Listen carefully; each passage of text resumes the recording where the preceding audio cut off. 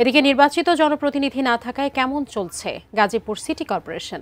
বিভিন্ন নাগরিক সেবাগুলোর কি অবস্থা জানাতে সেখান থেকে সরাসরি যুক্ত হচ্ছেন প্রতিনিধি মাজহারুল ইসলাম মাসুম। মাসুম, নির্বাচিত জনপ্রতিনিধি না থাকায় আসলে গাজীপুর সিটি কর্পোরেশনের কি অবস্থা জানাবেন। আপনি জানেন যে দেশের সর্ববৃহৎ সিটি কর্পোরেশনে গাজীপুর সিটি কর্পোরেশন দীর্ঘ ৮ মাস যাবৎ প্রশাসকের মাধ্যমে চলছে। সেখানে কোনো নির্বাচিত প্রতিনিধি না থাকার কারণে জন্ম মৃত্যু সনদ, ওয়ারিশ সনদ এবং ট্যাক্স দেয়া নেওয়ার ক্ষেত্রেও কিন্তু মানুষ একটু ভোগান্তির শিকার হচ্ছে।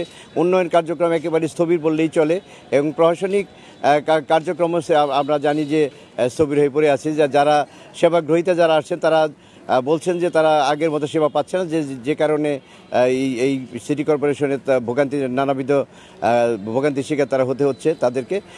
উন্নয়ন কর্মকাণ্ড বলতে যেটি আমি বোঝাতে চাচ্ছি যে রাস্তাঘাট নির্মাণ এবং এরকম কোনো ধরনের নতুন কোনো প্রকল্পও নেই। আর সিটি কর্পোরেশন প্রথম থেকে গাজীপুর সিটি কর্পোরেশন যখন প্রতিষ্ঠিত হয়েছে তখন থেকে কিন্তু আরেকটা সমস্যার সম্মুখীন গাজীপুরবাসীকে হতে হয়েছে যে এই পর্যন্ত কোনো মেয়রই কিন্তু তাদের পূর্ণ মেয়াদ পূরণ করতে পারেনি। আর এই ৯ মাস যাবত চলছে গাজীপুর সিটি কর্পোরেশনের প্রশাসকের মাধ্যমে। যিনি প্রশাসকের দায়িত্ব পালন করছেন তিনি ঢাকা বিভাগীয় কমিশনার হওয়ার কারণে তাকে নিয়মিত পাওয়া যাচ্ছে না, যে কারণে মানুষ কিন্তু আরও ভোগান্তির চরম সীমানায় পৌঁছে গেছে।